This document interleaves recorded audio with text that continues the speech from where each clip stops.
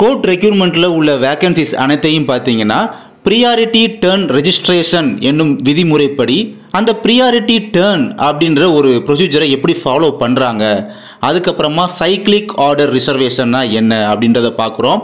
அதுக்கப்புறமா இப்போ ப்ரியாரிட்டி உள்ளவங்க ரைட்டு, அப்போ ப்ரியாரிட்டி உள்ளவங்களுக்கும் ப்ரியாரிட்டியே இல்லாதவர்களுக்கும் உள்ள விகிதாச்சார முறை எப்படி ஃபாலோ பண்ணுறாங்க அப்படின்றதையும் பார்க்க போகிறோம் இந்த ஒரு காணொளி காட்சி வழியாக. இப்போ நீங்கள் பார்க்குறது 2021 வெளிவந்த ஜிஓ.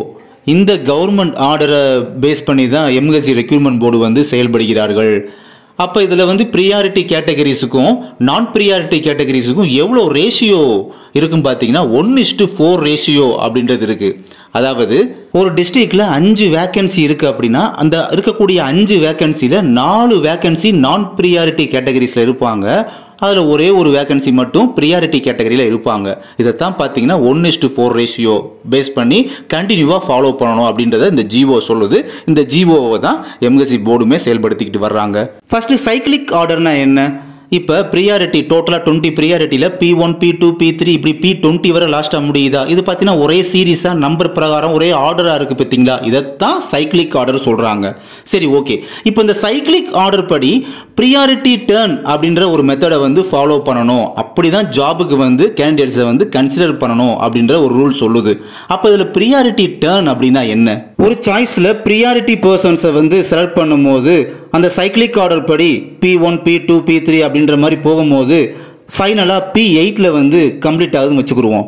அந்த சாய்ஸில் P8ஓட கம்ப்ளீட் ஆகுது அப்படின்னா இப்போ அடுத்த சாய்ஸுக்கு அவங்க போகும்போது பழையபடி அகைன் P1 P2 P3 அந்த மாதிரி ஃபர்ஸ்ட்லேருந்து வரமாட்டாங்க. இப்படி அடுத்த சாய்ஸுக்கு போகும்போது பார்த்தீங்கன்னா அதுக்கு முந்தின சாய்ஸில் எங்கே முடிக்கப்பட்ட நம்பரோ அதுக்கு அடுத்த நம்பர்லேருந்து ஸ்டார்ட் பண்ணுவாங்க. இப்போ அதுக்கு முந்தின சாய்ஸில் என்ன பண்ணாங்க, P8 கம்ப்ளீட் பண்ணாங்களா, இப்போ அடுத்த சாய்ஸுக்கு போகும்போது P9 அங்கேருந்து ஸ்டார்ட் பண்ணுவாங்க. P9 P10 P11 இந்த மாதிரி ஸ்டார்ட் ஆகும். இந்த மாதிரி ப்ரியாரிட்டி டர்ன் ஆகுது பார்த்தீங்களா? இதைத்தான் ப்ரியாரிட்டி டர்ன் அப்படின்றத சொல்கிறாங்க. சாம்பிளுக்கு இன்னொரு விஷயம் சொல்கிறேன் பாருங்க. இப்போ ஒரு சாய்ஸில் P5ஓட கம்ப்ளீட் ஆயிடுதுன்னா அடுத்த சாய்ஸுக்கு போகும்போது P6 ஸ்டார்ட் பண்ணி கொண்டு போவாங்க. இதுதான் ப்ரியாரிட்டி டர்ன். இதெல்லாம் பார்த்தீங்கன்னா ஒரு கட்டத்தில் P20ஓட முடிஞ்சிருமா? எஸ், அவ்வளோதான் இருக்குது. 20 வகை ப்ரியாரிட்டி P20ஓட முடிஞ்சிடும். ஆனால் P13 P20 வரை பார்த்தீங்கன்னா ரொம்ப ரேரு தான், அது உங்களுக்கு தெரியும். அப்போ P12 அப்படின்றது கொஞ்சம் வேட்டை இருக்குமா? அதனால் இப்போ ஒரு எக்ஸாம்பிள் சொல்கிறேன். ஒரு சாய்ஸில் P12 அப்படின்றதோட முடியுது அப்படின்னா அப்போ நெக்ஸ்ட் சாய்ஸ் போகும்போது எப்படி போவாங்க? P12க்கு அப்புறம் P13 P20 வரை யாருமே இல்லை அப்படின்னா நெக்ஸ்ட் சாய்ஸில் P1க்கு தான் போவாங்க. இதுதான் ப்ரியாரிட்டி டர்ன் ரெஜிஸ்ட்ரேஷன் விதிமுறைப்படி சைக்ளிக் ஆர்டரை ஃபாலோ பண்ணி ப்ரியாரிட்டி டர்ன் அப்படின்ற மெத்தடை ஃபாலோ பண்ணுறாங்க. இந்த வீடியோ உங்களுக்கு ரொம்ப யூஸ்ஃபுல்லாக இருந்திருக்கும்னு நம்புகிறேன். இதே மாதிரி அடுத்தடுத்து நம்ம யூஸ்ஃபுல்லான வீடியோஸ்லாம் பார்க்கலாம். தேங்க்யூ.